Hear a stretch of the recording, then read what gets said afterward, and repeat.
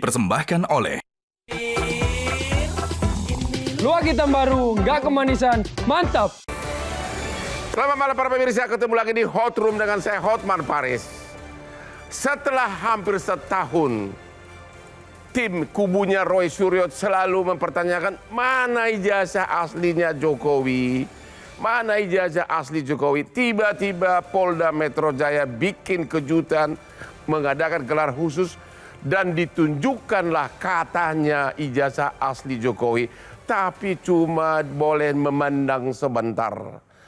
Apakah tim Jokowi sudah diambang kemenangan? Dan kenapa timnya Roy Suryo sampai hari ini belum puas, belum yakin bahwa itu adalah asli benaran? Inilah Hot Room, kasus ijazah Jokowi sudah tapi belum. Sudah tapi belum. Sudah tapi belum.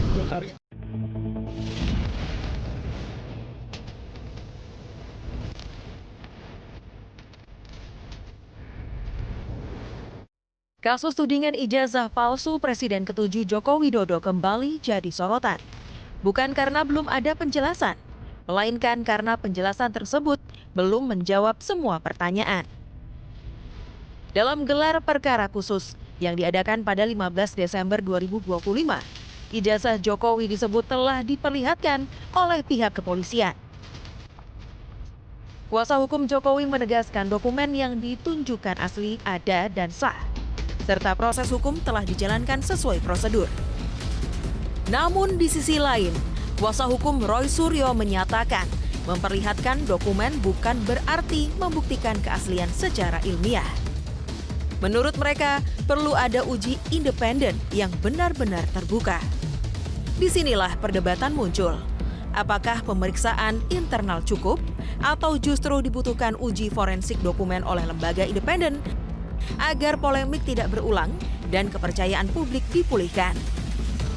Bagi sebagian pihak, uji independen bukan soal curiga, melainkan soal transparansi. Ijazah sudah diperlihatkan, proses hukum sudah berjalan. Namun bagi sebagian orang keaslian ijazah masih dipertanyakan. Karena kasus ini bukan hanya sekadar masalah administratif, namun juga menyentuh aspek integritas dan kepercayaan publik.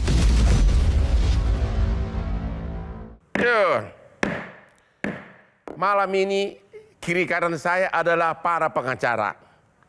Kami sebagai pengacara sudah tentu yang diingat pertama kali adalah apakah honor pengacara sudah dibayar atau belum.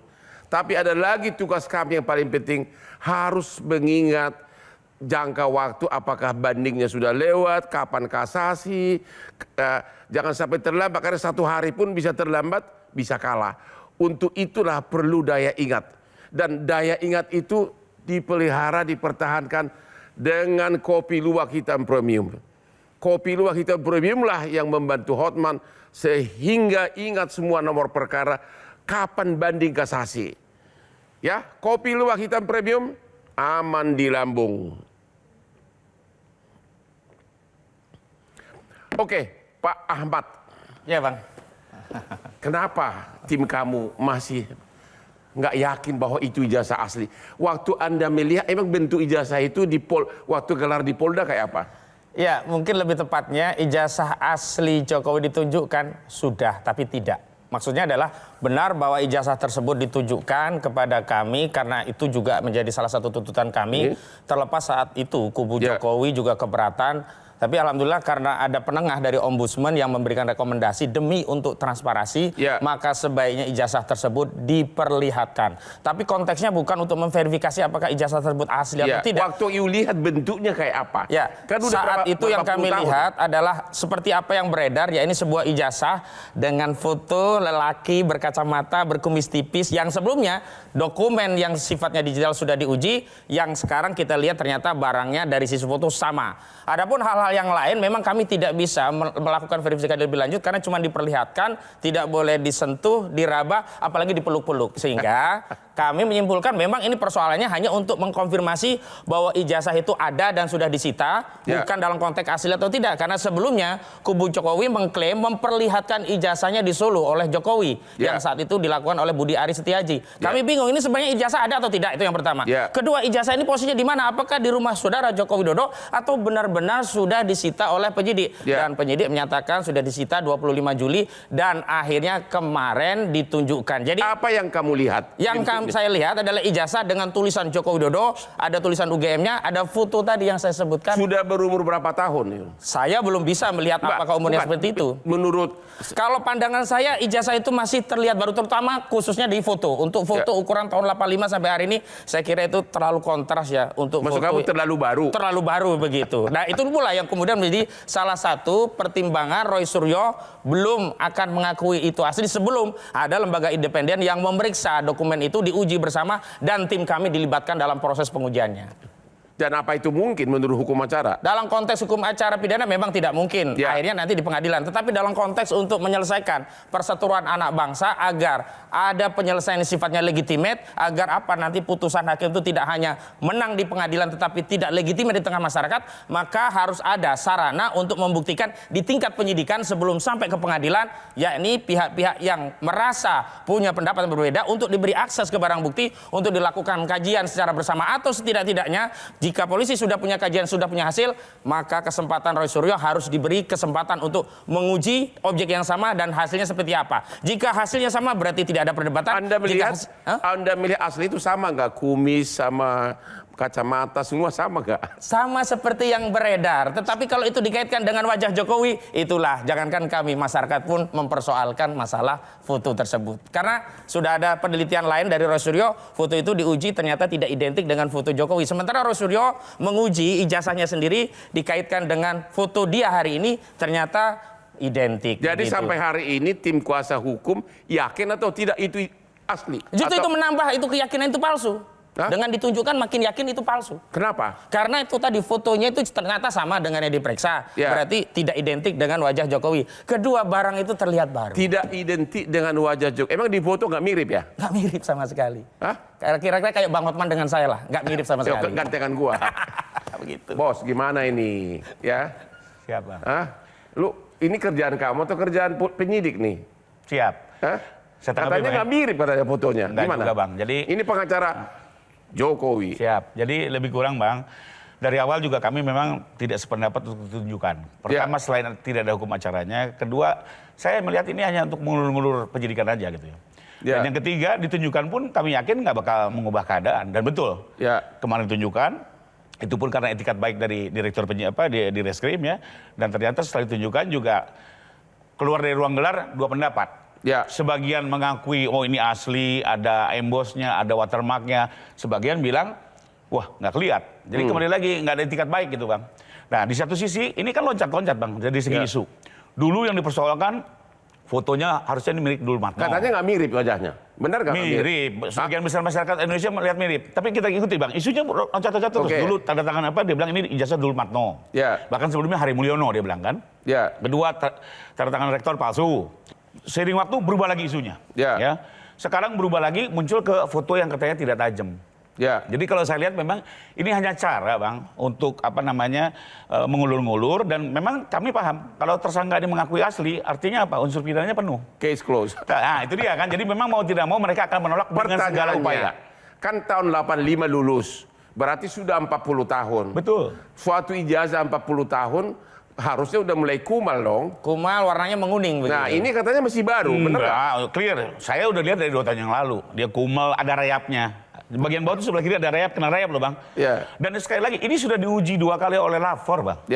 Mereka juga punya sumpah profesi. Jadi ini kadang-kadang sudah dikuatkan UGM, saksi-saksi yang sudah didengar. Jadi ya, buat saya ini perdebatan yang tidak perlu. Harusnya apa? Bawa aja ke pengadilan, nanti biar semua terang benderang. Pertanyaannya, kalau ijazah kita dituduh palsu, biasanya kita langsung marah-marah, langsung keluarin. Ini dia, ya kan? Kenapa dari dulu Jokowi nggak begitu? Langsung secara refleks pelaku manusia, langsung tunjukkan sambil marah-marah. Kenapa?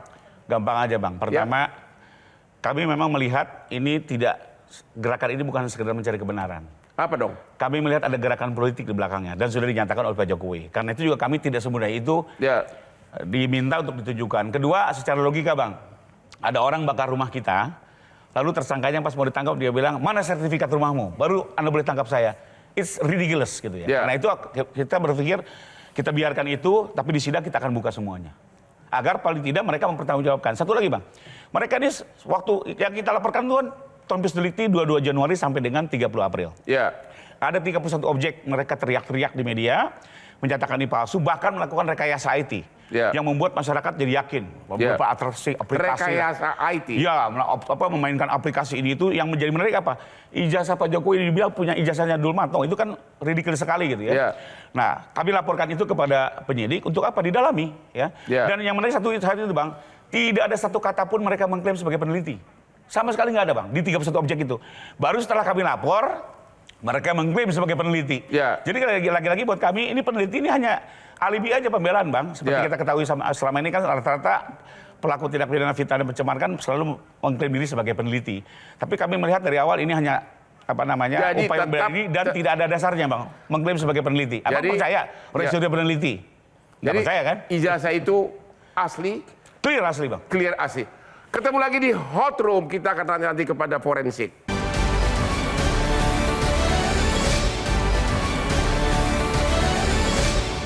Dipersembahkan oleh Luak hitam baru, nggak kemanisan, mantap. Ketemu lagi di Hot Room. Ijazah Jokowi dikeluarkan tahun 85, berarti sudah umur 40 tahun. Kita akan tanya dulu kepada ahli forensik. Halo Bapak Raden Hendro, sebagai ahli forensik, apa tanggapan Anda sesuai keahlian saudara atas ijazah Jokowi ini? Siap, ya. Terima kasih, Bang. Jadi, kalau dalam pemeriksaan forensik itu ada beberapa unsur yang harus diperiksa. Yaitu pertama adalah kertasnya. Apakah kertas itu dalam kondisi baru atau tidak? Itu dari usia kertas. Yang kedua adalah yang pemeriksaan bagian tanda tangan dan cap stempel. Nah, ini yang saya lihat adalah ketika nantinya diperiksa, yang diisukan adalah masalah ijazah. Nah, sebenarnya ketika kasus forgery atau pemalsuan dokumen, seseorang dinyatakan lulus di suatu universitas, yaitu tidak hanya ijazah saja, yaitu transkrip nilai. Nah, di sini sebenarnya perlu adanya pemeriksaan ijazahnya dan transkrip nilainya, karena itu satu tubuh yang sama. Mungkin bisa dilihat ketika kasus ijazah atau posya. Di situ ketika tahun 2013 tidak salah, sebelum Ibu Atut itu mengajukan menjadi gubernur, dia dipermasalahkan, dilaporkan oleh Marisa Haque lawan politiknya sebelum kasus korupsi ya, ketika awal-awal menjadi gubernur. Nah, di situ lihat bahwa diperiksanya ijazah dan transkrip nilai, tidak hanya ijazah saja. Nah, ketika hasil laboratorium forensik sudah keluar dari teman-teman lapor, memang pembandingnya ini perlu ada versi dari kepolisian atau dari Pak Jokowi, dan juga ada versi pembanding dari teman-teman Roy Suryo. Jadi itu lebih seimbang ketika pembandingan tidak hanya satu sumber saja.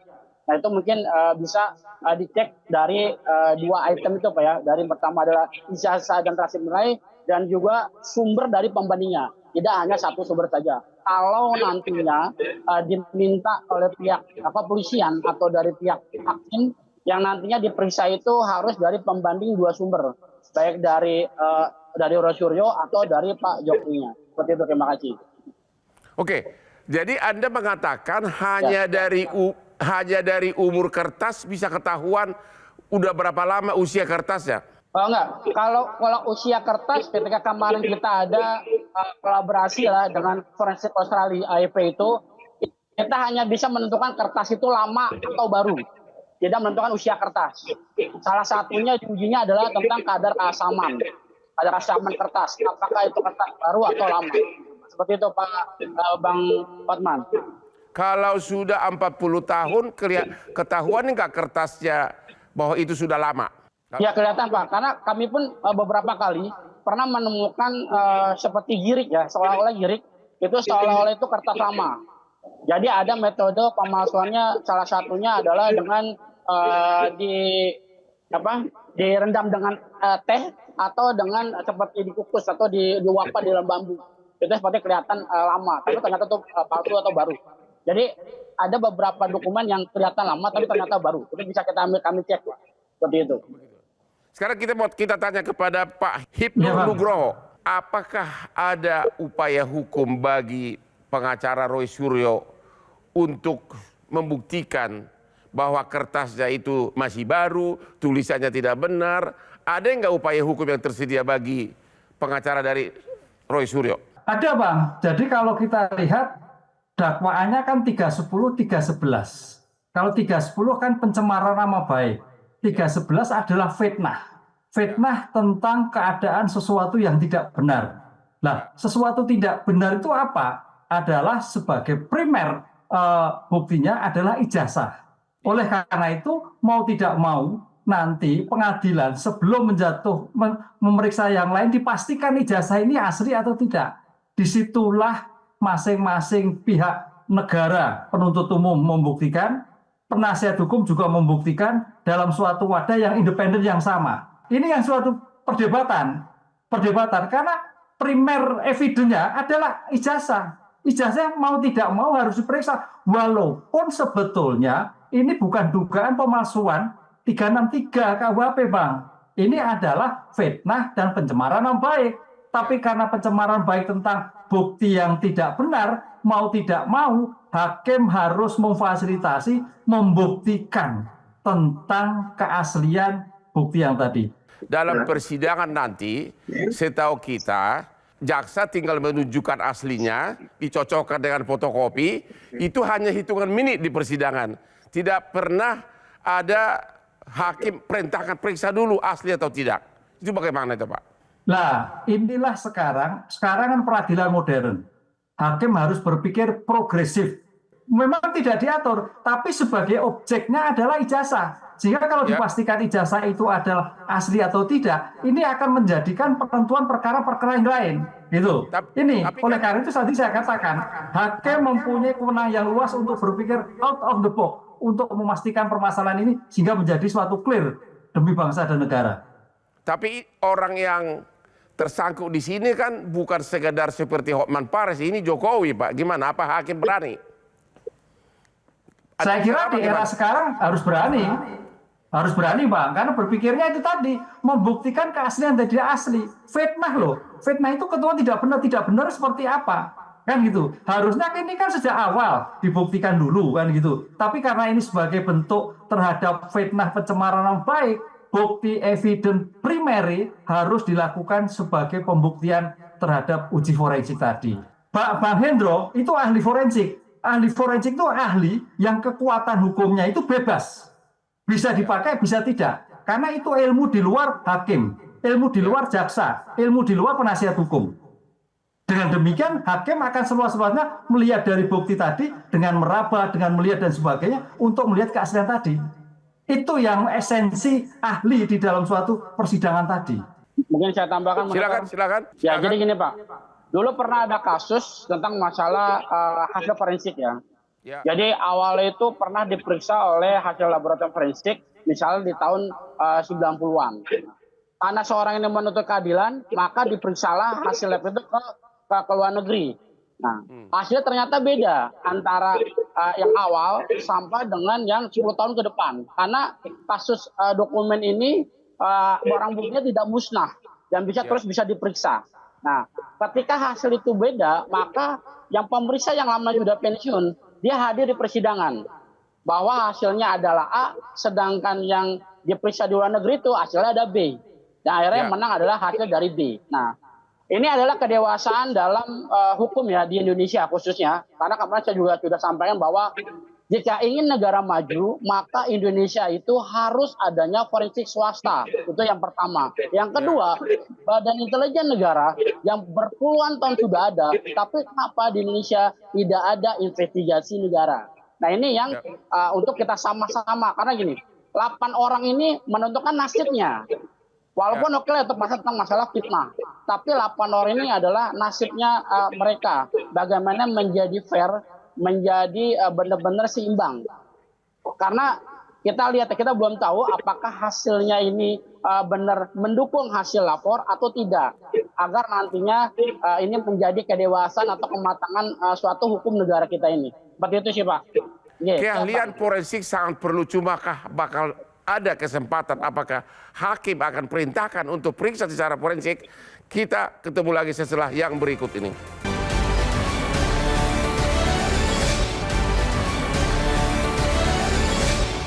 Dipersembahkan oleh Luwak hitam baru, nggak kemanisan, mantap. Ketemu lagi di Hot Room. Hotman tidak bosan-bosannya mengingatkan semua cewek atau cowok yang sudah berumur 50, jangan lupa sering-sering minum kopi agar daya ingat kamu tetap normal, agar kau jangan sampai tidak kenal anak istrimu atau cucumu. Dan kopi terbaik yang Hotman minum adalah kopi luwak hitam premium. Lihat deh, aspri saya sampai 500, saya ingat semua namanya. Belum lagi perkara saya ratusan. Kopi luwak hitam premium aman di lambung. Nikmat. Pengacara Roy Suryo. Saya melihat sudah pesimis perjuangan saudara ini. Kenapa? Karena nanti kan di persidangan sebagaimana normal, tinggal ijazah asli dibawa, itu cuma 2 menit dicocokkan dengan fotokopinya, selesai. Kalau hakimnya memakai prosedur hukum acara yang normal. Anda kira-kira mau rencana apa? Ya, saya kira yang pertama saya ingin tegaskan ini bukan perkara Roy Suryo, ini perkara seluruh rakyat. Karena itu kita semua jangan merasa pesimis, karena urusan ini bukan hanya untuk urusan Roy Suryo, tapi untuk seluruh rakyat. Yang kedua saya setuju tadi Prof. Ibnu, kita harus berbicara tentang bagaimana kita refinding. Menemukan hukum bukan hanya dalam konteks hukum materialnya, tapi juga hukum acaranya. Saya kira bahkan bukan hanya di tingkat pengadilan oleh hakim ya, di tingkat penyidikan dalam proses gelar perkara khusus itu sebenarnya kami awalnya menghendaki agar ada terobosan dari penyidik agar bisa memberikan akses kepada pihak-pihak yang sudah ditetapkan tersangka untuk mengakses dan meneliti sehingga hasilnya nanti menjadi fair. Ada satu adagium yang menarik agar rakyat juga semua tahu, kalau kami tidak diberikan keadilan dalam prosesnya, bagaimana mungkin kami mendapatkan keadilan dari putusannya? Kalau dalam prosesnya kami tidak diberikan akses terhadap objek, kemudian diteliti dan hasilnya menjadi keyakinan para pihak, bukan hanya kubu Jokowi, tetapi juga kubu kami. Bagaimana mungkin nanti di pengadilan hanya 2 menit kami melihat, kemudian hakim memaksa dengan pertimbangan itu ini asli. Karena setuju kan normal perkara pidana kan begitu? Iya begitu. Jaksa bawa, dicocokkan dengan fotokopi, mungkin nanti lebih cepat daripada waktu penyidikan malah, waktu gelar. Iya, karena itu kita tidak melihat perkara biasa, karena itu cara penyelesaiannya juga cara penyelesaian yang tidak biasa. Kenapa? Karena legitimasinya bukan hanya untuk menghukum 8 orang dengan penjara, atau hanya membebaskan 8 orang dari penjara. Tetapi legitimasi bagi seluruh rakyat yang saat ini selalu bertanya, apa benar ijazah itu palsu atau asli? Apa benar kita 10 tahun 2 periode memiliki presiden dengan tuduhan ijazah itu palsu? Dan bahkan apa benar kita telah menyelesaikan usaha kita, ikhtiar kita di generasi kita untuk kita wariskan legacy ini kepada generasi selanjutnya? Panjang ini. Anda setuju nggak bahwa satu-satunya cara membuktikan adalah kalau dikasih izin forensik untuk meneliti? Benar? Tepat, karena itu objektif. Karena objeknya bisa diteliti oleh para pihak dan kesimpulannya bisa mengikat oleh para pihak. Sebelum dilimpahkan ke kejaksaan ataupun ke pengadilan, masih banyak waktunya. Apa usaha Anda nanti agar forensik sebenarnya diizinkan? Kemarin kami mengajukan gelar perkara khusus itu salah satunya diantaranya agar itu dilakukan. Tetapi tadi kami heran, tiba-tiba ada konferensi pers yang menyatakan proses penyidikan sudah oke, kalau nggak terima silakan pra peradilan. Ini kan kami kemarin ditanya, kenapa nggak peradilan? Justru kami bertanya, kami ingin menguji institusi Polri yang saat ini disorot oleh masyarakat. Ada komisi yang ingin Polri direformasi. Kami dengan diuji dengan gelar perkara khusus, apakah Polri bisa mengevaluasi kinerjanya secara internal dan memberikan hak kepada orang yang dituduh menjadi tersangka untuk bisa mengakses barang bukti dan mengujinya, sehingga masyarakat percaya, oh di internal polisi sudah ada reformasi sehingga bisa membuka diri terhadap hasil penyelidikannya yang bisa diakses bahkan bisa diteliti. Dan karena konteksnya ini adalah ijazah yang berimplikasi kepada publik, sehingga publik pun menjadi ikut mempercayai Anda sendiri hasilnya. secara pribadi yakin nggak bahwa itu asli? Saya melihat palsu itu. Tapi bukan dalam kerangka keahlian ya, tetapi pendapat. Ya. Nah, tapi kalau dalam konteks keahlian Roy Suryo yang memang melihat foto itu, dia juga sudah berkecimpung di dunia fotografi sudah lama, Ya. dia memastikan nggak mungkin ada foto yang terlihat jelas kontra seperti itu untuk usia dari tahun 85. 40 tahun. Gimana Anda Pak Rifai? Kalau nanti mereka minta agar forensik sebelum dilimpahkan ke kejaksaan, tim kuasa hukum mengatakan di forensik, berani nggak Anda kalau ditantang untuk diperiksa forensik? Intinya Bang, kalau kami meyakini ini asli. Bukan hanya sekedar forensiknya, ini sudah didukung oleh seluruh dokumen perkuliahan Pak Jokowi. Sejak dia masuk sampai akhir, Ya. semua sudah disita. Saksi-saksi sudah didengar, dosen-dosennya. Jadi melihat keabsahan dan kepalsuan juga tidak hanya dari dokumen. Kalau memang, semua variabel sudah diperiksa. Kalau memang yakin, kenapa takut forensik? Kami melihat ini hanya untuk mengulur-ngulur seperti yang saya sampaikan dari tadi. Lu mengulur-ulur. Dan apa? Isunya loncat-loncat. Silakan Bang. langsung dobrak. Saya pikir itu tuduhan awalnya ya. dia Karena bilang begini. bahwa ini kan Dulmatno, fontnya Times New Roman. Lari-lari sudah dikasih lihat sekarang berubah. Dia bilang apa? Fotonya kurang tajam. Lalu nggak mengakui lagi. Ada apa emboss dan watermark. Semua orang yang keluar tahu. Jadi Tapi Anda belum jawab. Berani nggak kalau ditantang forensik? Kembali lagi, ini sudah 2 kali di forensik, Bang. Hah? Sudah 2 kali. Pertama di Mabes, sekarang lalu kemudian di Polda. Bahkan di Polda ini kita lebih komprehensif. Kenapa? Forensik independen? Atas perintah hakim kami oke. Gimana? Di persidangan kita buka. Saya pikir kita perintah ingin independen. menuntaskan kasusnya lebih segera. Ya. Karena kalau menunggu perintah hakim akan lama lagi. Lama, Karena ini benar. kan bolak-balik juga kita nggak tahu Benar. apakah jaksa ada petunjuk baru. Justru di tingkat penyidikan inilah kami ingin uji apakah reformasi Polri itu juga bisa mendorong institusi Polri membuka ruang agar penyelidikan dan penyidikannya lebih objektif, diantaranya mengakses barang bukti. Ya. Kami tidak ingin meneliti sendiri. Ayo teliti bareng-bareng dengan peneliti independen, dengan satu laboratorium forensik yang independen. Persoalannya bukan masalah tidak percaya atau tidak percaya pada institusi, tetapi ada preseden institusi ini juga pernah melakukan anomali bahkan kontradiksi yang sering, misalnya di kasus Joshua Huta Barat, Ya. kasus Mirna, kasus KM50. Jadi yang kedua, kalau kita dikatakan mengulur-ngulur, ingat, di hukum acara bahkan Perkapolri memang diberikan ruang untuk mengajukan gelar perkara khusus, sehingga ketika itu dikabulkan bukan berarti kami mengelurur, memang polisi yang memberi ruang itu. Dan Ya. yang paling penting kalau tadi dikaitkan dengan politik, justru kemarin Bang, ada orang yang tidak punya legal standing masuk ke ruangan, kami minta untuk dikeluarkan. Andi Azwan, ketua Jokowi Mania. Apa urusannya ketua Jokowi Mania hadir dalam proses pro justisia? Ya. Artinya tuduhan-tuduhan kepada kami ada politik, justru kubu Jokowi yang kemudian mengutus Joman itu hadir dalam konteks ruang hukum, sehingga sekali lagi ada ungkapan yang menurut saya penting untuk saya sampaikan. Buruk muka, cermin dibelah. Jokowi yang berpolitik, tuduh yang lainnya berpolitik. Mantap. Oke, kapan Anda akan segera umumkan menunjuk forensik independen?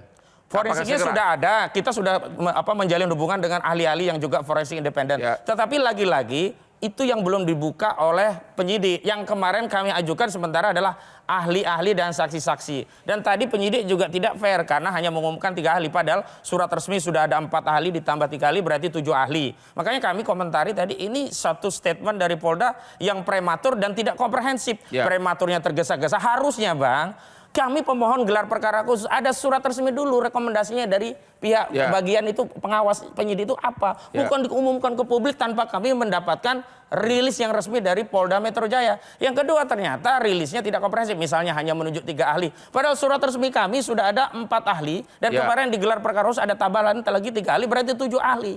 Nah, lagi-lagi kemudian ada yang mengatakan, oh itu kan cara mengulur-ulur untuk mengajukan ahli. Kembali lagi, mengajukan ahli di dalam proses penyidikan itu dibenarkan undang-undang. Kalau begitu salahkan saja undang-undangnya kalau memang kita dianggap mengulur-ulur. Lagi pula, sekali lagi, kami hanya berwenang memohon. Sementara keputusan kembali kepada penyidik. Dan ketika itu dikabulkan penyidik, berarti kan benar memang berdasarkan hukum untuk diadakan gelar perkara khusus. Dan itu pula yang menyebabkan perkara ini katakanlah lama. Sebenarnya kalau dulu Bang meminjam ya, kalau kita punya mesin waktu bisa kembali, Jokowi mengadopsi apa yang dilakukan Asrul Sani. Dan pemberitahuan itu bukan dalam konteks penyidikan, sehingga tidak ada resiko untuk pidana, bisa saja selesai. Tetapi kalau barangnya memang asli. Tetapi kalau barangnya tidak beda dengan apa yang hari ini dikasih di dalam forum gelar perkara khusus, saya pikir juga tidak akan selesai. Jadi kenapa sekali lagi Anda kenapa takut untuk forensik? Tidak, kita tidak takut. Sudah Ayolah, 2 kapan? kali dilakukan. Ya? Cuma Bukan satu Bang. independen. Atas perintah hakim boleh. Karena kami melihat ini mengulur-ngulur Bang. Dan Abang sebagai lawyer, tidak ada hukum acaranya Bang di luar Memang itu. tidak ada, kita tahu. Hukum acara tidak bisa ditafsirkan. Tapi kan perlu hanya hukum material yang bisa ditafsirkan. Hukum untuk acara mencari hanya kebenaran dijalankan, Bang. material kan harus. Karena kami melihat kembali lagi ini hanya main-main mengulur-ngulur. Contoh Bang, ya. tersangka diperiksa, mengklaim akan mengajukan saksi dan ahli. 1 bulan tidak dihadirkan, Bang. Ya. Ujuk-ujuk minta gelar perkara. Kembali lagi, ini mau main-main atau apa? Kita kalau diajukan Tapi saya klarifikasi Bang, terkait hukum acara. Kan? Dulu Jokowi tidak mau menunjukkan ijazahnya dengan alasan gitu tidak ada kewajiban dan tidak ada kewenangan untuk meminta. Itu Tapi akhirnya polisi kan menunjukkan, itu nggak ada hukum acara. Itu kecurigaan publik. Lah iya kan? Ya. Akhirnya hari ini pun penyidik bisa mengambil upaya yang sama. Nggak. Sebagaimana dulu Jokowi tidak mau ada ditunjukkan hukum acara menunjukkan di gelar perkara. Nggak ada juga. Ya. Yang ada adalah jaksa nanti di pengadilan. Faktanya bisa ada terobosan. Kenapa untuk yang satunya nanti juga tidak diambil terobosan? Buka di sidang. Kenapa takut dibuka sidang? Sidang saja, buka, panggil ahlinya. Lakukan lapor ulang. Cuma kan kalau nanti kita nggak takut, tapi forumnya yang benar. Kesempatannya sudah makin sempit, itu loh. Lo memang harus diminta pertanggungjawaban, Bang. Kita selama ini Abang lihat. Kembali lagi, saya ingatkan lo. Yang kami laporkan 22 Juni sampai 30 April, tidak ada mereka mengklaim sebagai peneliti. Ya. Tahu-tahu setelah kami laporkan mengklaim saya peneliti lah, bikin buku. Lucu, Bang. Penelitian belum final udah teriak-teriak gantung Jokowi, Nusa Kambangkan Jokowi. Asingkan Jokowi, apa itu karakter tapi peneliti? kan objek yang dilaporkan bukan itu, tapi kedua, objeknya terkait bukunya ijazah baru muncul palsu. Agustus. Ya. Di mana mereka udah menghina klien kami, memfitnah, disebarluaskan. Tapi dia bilang baru bukunya muncul Agustus. Itu kan secara penelitiannya sudah nggak masuk akal. Metodologinya, caranya, tendensinya. Sehingga kami pikir ini hanya mengada-ngada.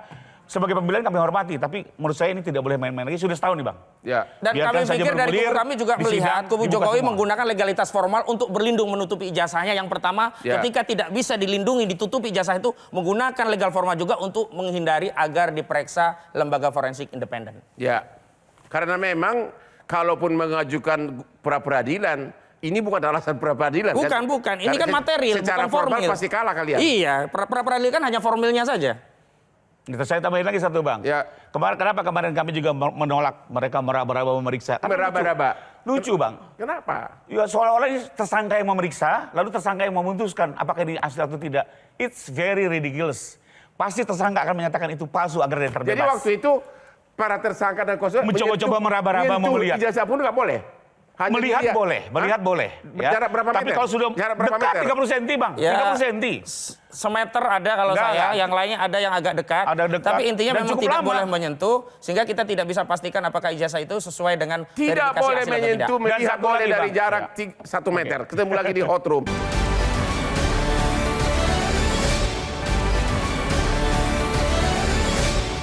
Dipersembahkan oleh Luak hitam baru, nggak kemanisan, mantap. Ketemu lagi di hot room. Pak Forensik. Halo Bapak Forensik, ahli forensik. Ada tadi dikatakan uang palsu aja perlu diraba, dilihat di Terawang dan diraba. Menurut Anda itu satu-satunya untuk mengetahui palsu harus dilihat diraba dan di Terawang. Bagaimana Pak? Ya, siap. Jadi itu 3D itu sistem pengamanan untuk masyarakat umum, Bang. Bagaimana masyarakat umum itu bisa memverifikasi secara manual di Terawang, di Raba, dan dilihat. Ya. Tapi itu perlu ada di uji forensik. Ketika kasus uang palsu atau banknote itu perlu di forensik, Bang. Ketika misalnya dari penyidik di Polda, Polres atau di Barreskrim itu dikirimkan uang yang diduga palsu, maka diperiksa, Bang, pakai alat gitu. Ya. Diperiksa kertasnya, cetakannya. Jadi dia per lembar, Bang, diperiksanya. Jadi Benar, Bapak Bang. sebagai ahli forensik berpendapat satu-satunya untuk menunjukkan keadilan harus melibatkan forensik independen. Bapak setuju? Jadi gini, ini adalah suatu proses kematangan dalam hukum ya. Jadi bagaimana kita bisa sama-sama fair, sama-sama adil, karena kita nggak tahu nanti hasilnya. Kalau emang nantinya hasilnya adalah mendukung hasil lapor dan mendukung hasil teman-teman Jokowi, ya inilah hasilnya. Tapi jika nanti hasilnya adalah mendukung teman-teman RRT, ya itulah hasilnya. Karena di sinilah kita sama-sama sama-sama dijernihkan. Ya nanti Tolong kita dijawab dalam singkat. posisi yang sejajar. Nah di sinilah Tolong perlu dijawab singkat, dari Bapak. teman-teman penyidik dan juga kepada hakim untuk bisa lebih diberikan peluang besar kepada teman-teman yang sudah sekarang menjadi status tersangka. Gitu. Oke. Sekarang Karena kepada jangan ahli sampai ada kekeliruan dalam proses hak hukum maupun peradilannya, Bang. Karena ini Gimana menentukan ahli nasib hukum seseorang, pidana kita? baik nasib dari Ya. presiden kita yang ke-7 dan juga kepada 8 tersangka. Terima kasih Pak, terima kasih. Pak Ibnu, ahli hukum pidana kita. Apakah Bapak juga berpendapat Satu-satunya cara yang fair memenuhi rasa keadilan masyarakat harus melibatkan ahli forensik dalam tahap penyidikan. Saya setuju, ahli forensik itu betul. Sebetulnya apa sih forensik itu? Ilmu forensik adalah suatu ilmu pengetahuan untuk kepentingan peradilan. Nah, untuk kepentingan peradilan ini, makanya dalam konteks hukum, Bang, itu kan kita kan orang hukum. Kita tidak tahu apakah itu terkait dengan identik atau tidak identik. Disitulah dalam konsep hukum, ketika ada suatu keraguan tentang hukum, ilmu forensik hadir. Kenapa hadir? Untuk meyakinkan. Tidak mungkin ditemukan keadilan dalam kasus ini tanpa melibatkan ahli forensik independen. Tolong Bapak jawab yes or no. Oh, Karena- harus independen. Karena kuncinya adalah di situ kan? Ya, kuncinya iya, keterbukaan, equal dalam suatu persidangan. Ingat, Terima dalam kasih. suatu peradilan yang baik adalah adanya equal. Terima kasih. Kuasa hukum tersangka, gimana? Satu-satunya kata udah ahli forensik mengatakan begitu, ahli hukum pidana mengatakan begitu, harus ada forensik independen dalam masa penyidikan. Gimana? Ya, ada dua alasan saya juga menyetujui itu. Yang pertama, secara subjektif, maka para pihak bisa dilibatkan sehingga mereka terikat dengan hasil apapun dalam konteks penelitian yang sifatnya independen. Secara objektif, maka penelitian ini tidak menjadi bias karena perbedaan pandangan terhadap objek itu bisa diselesaikan dalam sebuah forum yang independen sehingga tidak ada ya pengaruh kekuasaan untuk mempengaruhi hasil akhir. Karena itu yang penting. Dan yang ketiga yang paling penting secara objektif adalah itu bisa terbuka sehingga orang tidak ada lagi yang berpraduga, jangan-jangan ada dusta, jangan-jangan ada tekanan, jangan-jangan barang yang diperiksa bukan itu, jangan-jangan barangnya tidak diperiksa tapi deskripsinya adalah copy paste sebagaimana dahulu sudah pernah diuji melalui Bareskrim pada kasus 263 yang penyelidikannya dihentikan. Dan paling penting, kenapa ini juga penting, kemarin Bang ada ijazah pembanding yang dikatakan identik ada 13, tapi tidak dibuka. Artinya bagaimana mungkin kita menyatakan itu suatu dokumen yang otentik dengan identifikasi yang identik tidak ada pembandingnya. Walau alasannya memang pembandingnya tidak bisa dibuka karena tidak ada pemiliknya atau Sebagai kuasanya. pengacara dari tersangka, Anda pesimis nggak bakal dikabulin itu? Itu hal yang lain. Sekarang kita tinggal kembali kepada negara. Apakah membiarkan masyarakat ikut pesimis dengan permasalahan ini dan dibiarkan terbelah lebih lama sehingga harus masuk ke pengadilan yang bertubi-tubi berlama-lama sampai banding kasasi PK, atau negara justru mendukung penegakan hukum yang fair sebagai tonggak awal reformasi di tubuh internal Polri dengan adanya terobosan ini.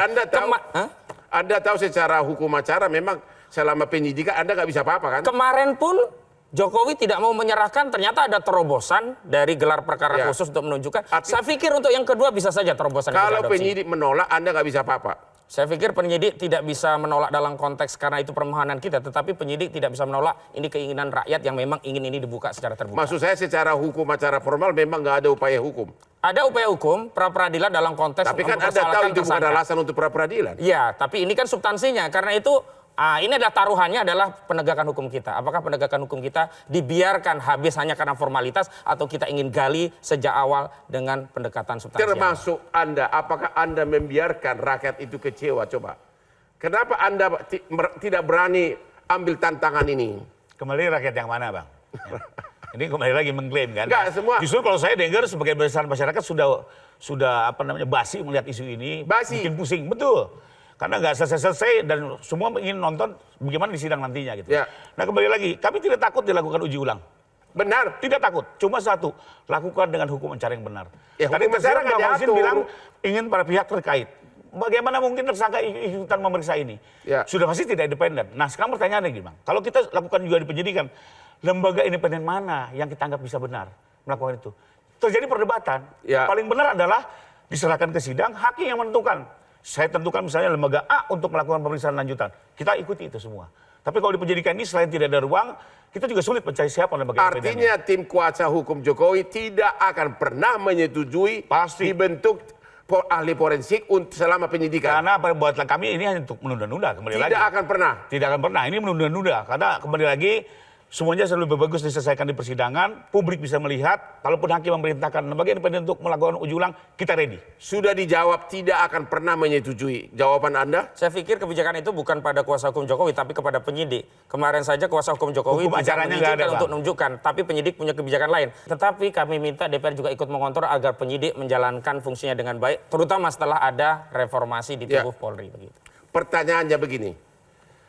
Kalau misalnya tiba-tiba sesudah kalian ke pojok, mungkin nggak tiba-tiba nanti Jokowi untuk mengambil hati publik dicabut laporannya untuk menarik simpati publik?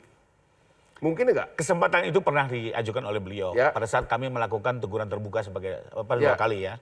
Bahkan dalam proses berjalan juga kita pernah menunggu apakah benar ada yang mau mengajukan RJ sampai dengan hari ini. Tapi sampai hari ini juga tidak ada yang serius. Bahkan terakhir Pak Jokowi sudah di televisi sebelah akhirnya menyatakan ya sudah karena tidak ada kepastian kita lanjutkan ini sampai dengan persidangan. Terakhir beliau... Kalau tiba-tiba Pak Jokowi, kan dia berwenang mencabut laporannya. Dan itu akan mendapat simpati publik. Tanggapan Anda gimana? Kami tidak berpikir terhadap simpatinya, tetapi pada proses hukumnya. Ya. Bahwa ini delik aduan subjektivitas seorang Joko Widodo untuk mencabut, kami tidak berwenang juga untuk menghalangi. Tetapi dalam konteks penegakan hukum, kami ingin klien kami sudah ditetapkan tersangka, maka hak hukumnya untuk membela diri, termasuk diantaranya untuk bisa mengakses bukti agar bisa membuktikan di tingkat penyidikan. Apa sih sebenarnya barang ini, deskripsinya setelah dilakukan verifikasi, itulah hak hukum yang hari ini kami upayakan menjadi hak klien kami dan diberikan oleh penyidik. Langkah berikutnya apa dalam waktu dekat? Langkah berikutnya dalam waktu dekat kami akan mengirimkan lagi surat untuk permohonan pinjam barang bukti yang itu juga terjadi dalam proses pengadilan. Kita lihat saja nanti. Pinjam barang bukti itu tidak ada dalam hukum acara kan? Dan ridiculous lah, barang bukti yang memberatkan diserahkan ke tersangka. Ini mau main-main atau apa proses hukum ini? Kita harus betul-betul fair, equal gitu ya. Jadi Anda merasa, tim kuasa hukum Jokowi merasa sudah diambang kemenangan? Tidak, kami hanya mencari agar kebenaran ini diwujudkan, Bang. Kembali lagi, ini bukan soal menang kalah. Pak Jokowi dari awal tapi kita melakukan upaya hukum ini hanya dua, Bang. Satu, agar soal ijazahnya ini clean and clear. Kedua, agar nama baiknya dipulihkan. Ini kan kunci pokoknya kalau itu sudah asli, sudah selesai. Anda sudah di atas angin. Juga ada persoalan lain, Bang. Yaitu apa? Persoalan adalah apakah rekayasa itu terbukti atau tidak. Ya. Jangan lupa juga kita kalau dibilang asli kita terlalu sibuk dengan persoalan ijazah. Sebenarnya ada persoalan lain yang ancamannya lebih besar. Ya. Apakah mereka dalam rangka pencemaran nama baik melakukan atraksi IT yang tidak benar sehingga mengakibatkan masyarakat percaya? Ini yang juga salah satu yang kita sorot, Bang. Karena mereka melakukan aplikasi-aplikasi tertentu di depan publik, ujung-ujung ijazah Pak Jokowi dinyatakan sebagai ijazah Dul Matno.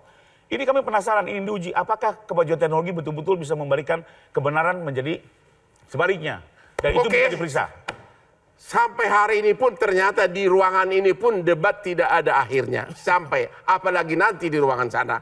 Untuk sebagai pendidikan hukum kepada masyarakat, memang menurut jurisprudensi kita, pemalsuan itu hanya bisa terbukti kalau aslinya ada. Ya, sekarang aslinya sudah ada. Cuma tidak ada upaya hukum yang bisa memaksa penyidik untuk mendatangkan ahli forensik untuk memeriksa. Itu persoalannya. Sehingga untuk sementara tim Jokowi sudah diambang kemenangan. Inilah akhir dari diskusi kita malam ini. Jangan lupa menonton Metro TV karena hostnya sangat ganteng. Silakan Pak Simpang.